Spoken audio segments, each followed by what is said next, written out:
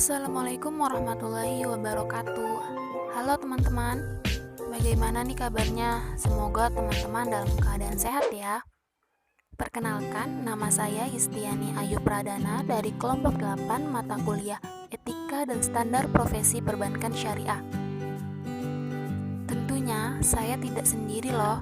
Saya bersama dua rekan saya, yaitu Ica Supriyatin dan Intan Citra Auliani. Pada kesempatan kali ini, kami akan menjelaskan tentang etika kerja customer service perbankan. Untuk mempersingkat waktu, mari kita mulai materi yang pertama dan seterusnya. Semoga teman-teman dapat memahaminya ya. Silahkan simak video berikut. Saya Ica Supriyatin akan menjelaskan tentang A. Pengertian customer service. Kata customer service berasal dari dua kata, yaitu customer yang berarti pelanggan dan service yang berarti layanan. Wawo Runtu dalam bukunya yang berjudul Dasar-Dasar Keterampilan Melayani Nasabah Bank menyebutkan istilah customer service yang diterjemahkan dalam bahasa Indonesia berarti melayani pelanggan, yang untuk bisnis secara umum didefinisikan sebagai layanan nasabah. Sementara menurut Kazmir, pada bukunya Etika Customer Service menyampaikan definisi umum tentang pelayanan pelanggan, yaitu setiap kegiatan yang dimaksudkan untuk memberikan kepuasan kepada pelanggan melalui layanan dapat memenuhi keinginan dan kebutuhan pelanggan. B. Tugas dan fungsi customer service. Tugas dari customer service atau layanan pelanggan adalah menyediakan informasi atau layanan terkait barang dan jasa yang diperdagangkan sesuai dengan kebutuhan konsumen. Berikut tugas seorang customer service. Yang pertama, pembukaan, pemeliharaan, dan penutupan rekening. Yang kedua, pelayanan informasi. Yang ketiga, pelayanan keluhan. Yang keempat, pelayanan administrasi. Dan yang kelima, pelayanan solusi.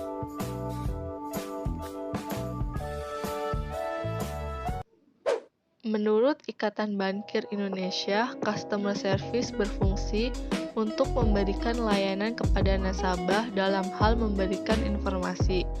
Fungsi customer service dapat dijabarkan lebih lanjut dalam kehidupan sehari-hari sebagai karyawan bank, yang fungsinya adalah sebagai berikut. Yang pertama, front line officer. Keberadaan customer service berada di bagian depan suatu bank menjadi cerminan penilaian baik atau buruknya pelayanan suatu bank. Yang kedua, liaison officer. Customer service adalah suatu aparat yang menjadi perantara antara bank dengan nasabah. Yang ketiga, pusat informasi. Customer service adalah satu-satunya personil yang dapat dengan mudah dihubungi oleh nasabah pada kesempatan pertama. Yang keempat, sales atau penjual. Customer service dapat berfungsi sebagai penjual produk dengan menjual berbagai produk yang ada pada bank. Yang kelima, servicing atau pelayanan. Sesuai dengan fungsinya, customer service menjadi perwakilan bank untuk menerima dan menyambut baik kedatangan nasabah dan selanjutnya akan mengerjakan kebutuhan nasabah. Yang keenam, financial advisor atau konsultan. Dalam melayani nasabah, tidak jarang pula customer service dibekali pengetahuan dan wawasan yang bijak sehubungan dengan perencanaan pengelolaan keuangan nasabah. Yang ketujuh, maintenance customer, pembinaan nasabah. Permasalahan pembinaan nasabah baru atau sosialisasi. Dan yang kedelapan, penanganan masalah. Apabila dalam operasionalnya nasabah tidak puas karena terdapat ketidakcocokan atau kesepakatan, komplain, dan lain sebagainya.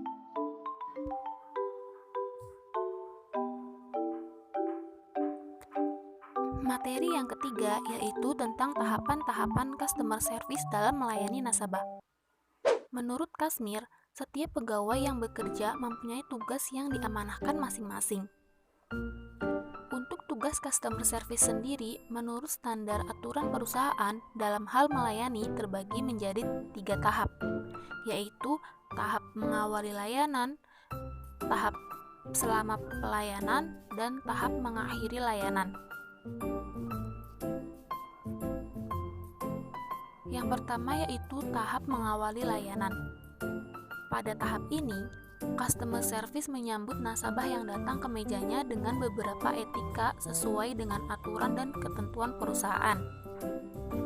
Contoh etikanya itu seperti berdiri, tersenyum, mengucapkan salam, kemudian menyapa dengan sebutan bapak atau ibu, kemudian mempersilahkan duduk, dan lain sebagainya.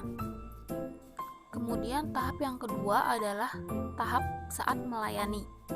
Pada tahap ini, customer service harus bersikap penuh perhatian, sopan, cepat tanggap, empati, dan selalu bersikap ingin membantu nasabah. Selain sikap yang ditunjukkan, customer service juga harus menunjukkan beberapa skill. Yang pertama adalah time delivery, yaitu pembukaan rekening dan penutupan rekening. Kemudian cross-selling, penanganan komplain, dan service recovery, yaitu mengenai sistem, layanan produk, interupsi, dan telepon masuk. Salah satu contoh etika selama melayani itu dengan menanyakan nasabah memiliki rekening atau tidak. Yang kedua itu menanyakan produk yang diinginkan, menjelaskan persyaratan-persyaratan saat ingin membuka rekening, dan menginformasikan layanan berikutnya. Kemudian tahap yang ketiga yaitu tentang mengakhiri layanan. Pada tahap ini, customer service memohon maaf dan mengucapkan terima kasih. Jadi, dari awal sampai akhir layanan, karyawan diwajibkan untuk melayani nasabah dengan tuntas dan maksimal, mengerahkan seluruh kemampuannya dengan baik agar nasabah terpuaskan dan tidak mengalami kekecewaan. Salah satu etika dalam mengakhiri layanan yaitu dengan menanyakan apakah masih ada yang bisa dibantu, kemudian mengucapkan salam dan terima kasih, dan ikut berdiri saat nasabah berdiri ataupun duduk kembali setelah nasabah meninggalkan meja customer service. Itulah 3 tahap saat melayani nasabah. Semoga teman-teman dapat memahaminya ya. Materi selanjutnya yaitu mengenai etika dasar customer service dalam melayani nasabah. Yang pertama yaitu mengenal nasabah. Agar customer service dapat memberikan pelayanan prima, maka harus mengenal karakteristik mereka dengan baik. Karakteristik yang berbeda-beda membuat penanganannya juga berbeda. Yang kedua yaitu mengetahui kemauan nasabah. Sebagai customer service, bank harus memahami sebenarnya apa saja kemauan nasabah. Customer service harus yakin dan berprinsip bahwa calon nasabah yang akan loyal. Tunjukkan pada nasabah bahwa bank tersebut adalah bank yang dapat memenuhi keinginannya sehingga tidak mudah berpaling kepada bank lain. Yang ketiga yaitu menginformasikan produk-produk bank. Menjadi kewajiban bank untuk selalu memperkenalkan produk-produk miliknya kepada nasabahnya. Setiap bank biasanya gencar mempromosikan dirinya, apalagi produk terbaru.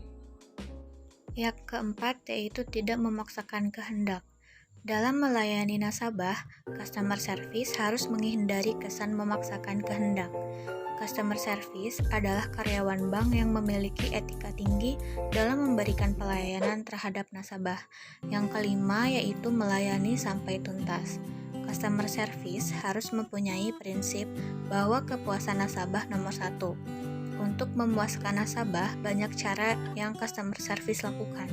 Tetapi ada beberapa persoalan yang kerap customer service abaikan, padahal sangat penting. Sehingga seorang customer service harus melakukan tugasnya, yaitu melayani nasabah sampai tuntas sebelum melayani nasabah yang lain. Yang keenam yaitu menjamin rahasia nasabah. Menjadi kewajiban pihak perbankan yang menjaga kerahasiaan nasabahnya. Kerahasiaan ini akan menjamin rasa aman nasabah menyimpan uangnya dan dipergunakan tanpa rasa takut mendapat ancaman dari orang lain. bank harus mampu meyakinkan nasabahnya bahwa uangnya terjamin dan aman dari investasi pihak manapun. Yang ketujuh, melayani dengan ceria dan senyum. Apapun yang terjadi, customer service harus tetap mampu menampilkan wajah ceria dan tersenyum manis kepada nasabah. Yang kedelapan yaitu tidak berprasangka negatif. Customer service selalu berpikir positif karena merupakan dasar-dasar bagi customer service dalam melayani nasabahnya. Berpikir positif akan meningkatkan kualitas kemitraan dengan nasabah. Yang kesembilan yaitu meningkatkan keluhan nasabah. Dengan berprinsip berusaha memberikan pelayanan terbaik, maka kita dituntut untuk bisa bersikap sabar menghadapi keluhan nasabah. Walaupun kita telah berusaha semaksimal mungkin, namun tidak selalu pelayanan yang kita berikan memuaskan mereka. Tidak hanya dengan mendengarkan, tetapi juga setelah itu menjelaskan dengan baik sebab mengapa keluhan tersebut juga bisa terjadi. Yang terakhir yaitu mengucapkan terima kasih. Ucapan terima kasih adalah hal yang tak kalah pentingnya customer service yang merupakan orang pertama dijumpai dan dimintai penjelasan oleh nasabahnya.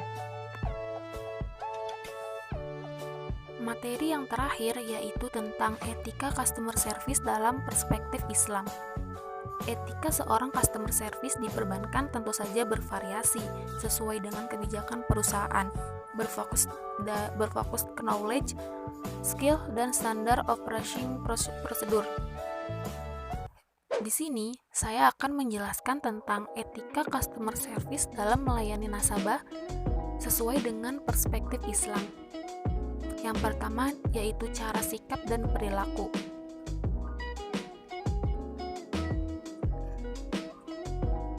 Dari Abu Hurairah bahwa Nabi Muhammad SAW bersabda, "Sesungguhnya kalian tidak bisa menarik hati manusia dengan harta kalian, akan tetapi kalian bisa menarik hati mereka dengan wajah berseri dan akhlak yang mulia." Dalam ayat di atas menjelaskan bahwa etika customer service dalam melayani pelanggan tidak boleh membeda-bedakan status pelanggan. Bukan karena pelanggan itu kaya kemudian menyuap customer service agar diberikan pelayanan yang baik dari pelanggan lainnya. Seorang pegawai yang handal yaitu mampu menempatkan diri secara profesional dengan menganggap semua pelanggan yang datang itu adalah raja, sehingga memberikan pelayanan yang memuaskan dan sempurna dengan berperilaku adil, tulus, sopan, suka membantu, agar pelanggan yang datang terpuaskan, sehingga citra perusahaan akan baik di mata pelanggan. Yang kedua yaitu cara berpenampilan. Sesuai dengan firman Allah dalam Quran surat Al-A'raf ayat 31, yaitu ia menerangkan tentang cara berpenampilan.